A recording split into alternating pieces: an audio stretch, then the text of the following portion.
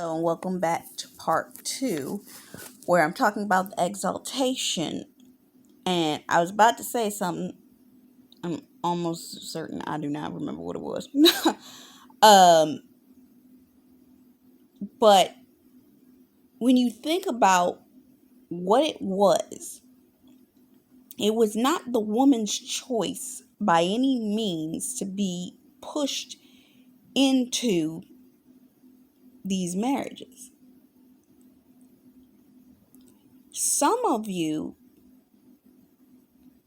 joined and grabbed onto, I want kingdom marriage, I want God ordained marriage. But you did not come to the realization, the entailment of what it takes to be exalted to a level of what kingdom marriage looks like. Now, some of you, kingdom marriage looks like you're marrying a community leader.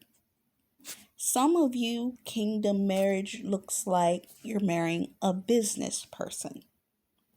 Some of you, kingdom marriage looks like marrying a real estate person.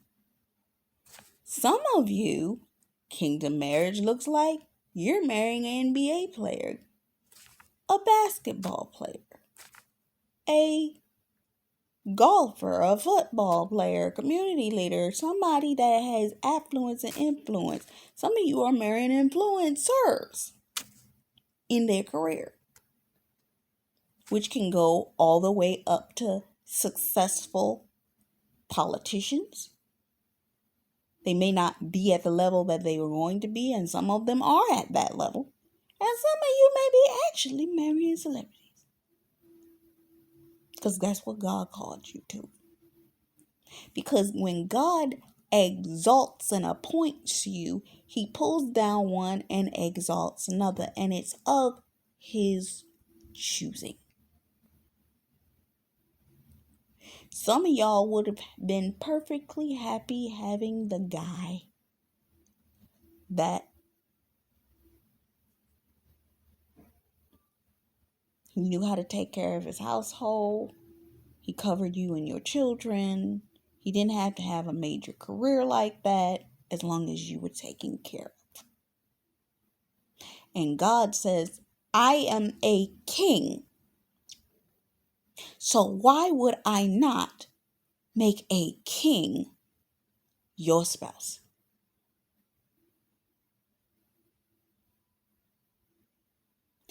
But with that, you have to let's look at for a second, because the Lord's bringing this to my attention. You ever seen in cases, you see it in Romeo and Juliet, the dowry, where a father has an agreement with the parent of the other family for a business/legacy dealing, where the daughter at a young age is given to the son of this particular family. Now, Esther's Way did a teaching, beautiful teaching. I may have to go back and see if I can find the teaching, because I want to look at it again, where she talks about the wedding and the weddings in the Bible, and the fact that these people were already ordained to be married to these men. But what would happen is, upon the time of the marriage, there would be some type of dinner, and the woman would have the ability to sip from the same cup as her suitor, and that would be her accepting the offer to be his spouse. Okay? For some of you, because you are God's daughter, coming back to the film, what is her name? I keep wanting to say Emily, and I know that is wrong. It was played by Anne Hathaway. She was um, the daughter of a king. If you are God's daughter, why do you believe that God's just going to give you to just this regular, degular, schmegular guy? And some of you, let's just have a momentary acknowledgement that because you are driven women and society has pushed up feminism so intently, you grew up with that femininity type thing that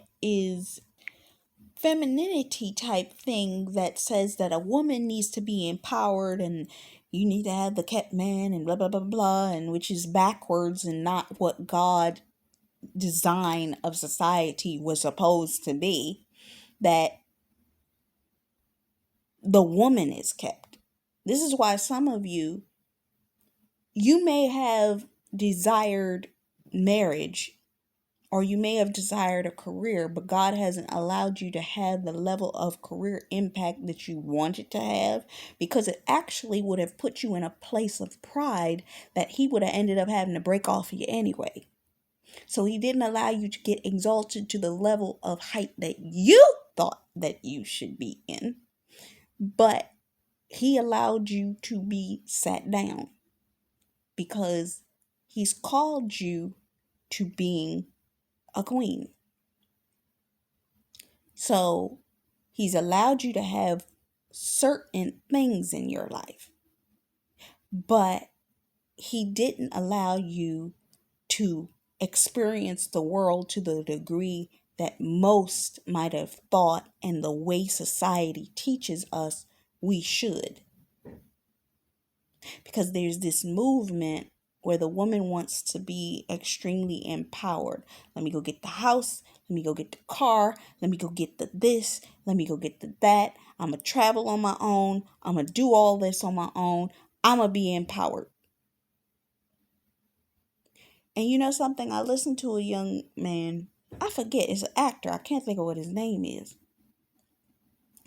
And he made the point of saying, I saw a private meeting amongst a bunch of Christians, and this man brought up his point. And this was interesting to hear. He was making the point of saying, we are, as men are reared to be providers, to take care of the woman. So if we have been reared as women, that we supposed to go out there, be the go-getter, go be the hustler, go to college, go do this, go take care of ourselves, go travel on our own, go do all of this, go do all of that. Now there's this understanding that some have, is that God is our provider, and because God is our provider, that he's going to make sure that we get what we need. And I absolutely 100% believe that if it's his will, he will allow you to do that. There are other women that I have seen that, due to the status in which they are going into, they have been put into positions. They were able to travel on their own. They have their own homes. They've had their own apartments. They had their own living situations, so on and so forth. But some of us have not. And that's not a level of jealousy. It's a level of understanding where God has you in the season he's trying to take you in. And because of the level of exposure you're going to get in the latter half of your life, he's kept you hidden and tucked away. And some people have been upset because they like, God, I wanted to be out there. I wanted to go to college. I wanted to experience this. And some of you did go to college. I wanted to do this. I wanted to do that. I wanted to be out there. I was literally having a moment last night with the Lord. And I'm like, Lord knows, if he gave me the money that he has promised me that it's supposed to touch me and go through my hands, if he gave me the money that your girl will be overseas some daggone where, living her best life in some of the top countries to travel in right now. Just found out the Turks and Caicos got lifted the ban. I was like, oh heck no, I'd have been gone. Been gone. Your girl wouldn't be here. But God said, I need you to sit still in this season. It's like, all right. Because when God wants you to do something, He provides. So He puts you in certain seasons where He wants you to sit still. He has you in other seasons where He wants you moving around. But you can't sit up there and say, because I want to go Turks and Caicos, I'm planning me a flight. And God said that's not where you're supposed to go. Guess what? You ain't never going to get to that flight. You ain't never going to get there. Because God said in this season, if you went to Turks and Caicos, number one, the spiritual warfare in Turks and Caicos, you don't know what that feels like. On that island, what they worship, all that stuff. You don't know the food. You don't know what you're ingesting. You don't know. You don't know. Some people like to sit there and believe that they could just, let me just go. If God didn't give you permission, sit your butt down and stay where God said that you're supposed to be. Good afternoon, Robin. How